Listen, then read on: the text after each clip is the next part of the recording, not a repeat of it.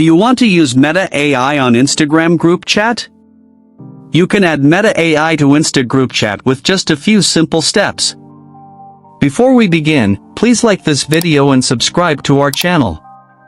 I've also included some helpful tools and apps in the description, so be sure to check them out. To add Meta AI to an Instagram group chat. First, open the Instagram app on your mobile device.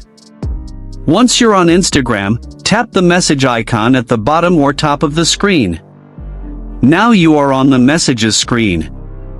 Here you will see recent chats with friends and groups. Browse through your chats and open the group chat where you want to add Meta AI. Inside the group chat, tap the plus icon at the bottom right of the screen. A pop-up menu will appear. From here, select Meta AI. You can also type the @ symbol in the message typing box and choose Meta AI from the pop-up options.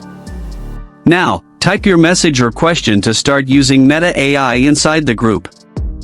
Once you type your question, tap the send button. Meta AI will respond within the chat, and all group members can see and interact with it. You can also generate AI images by typing a prompt and sending it.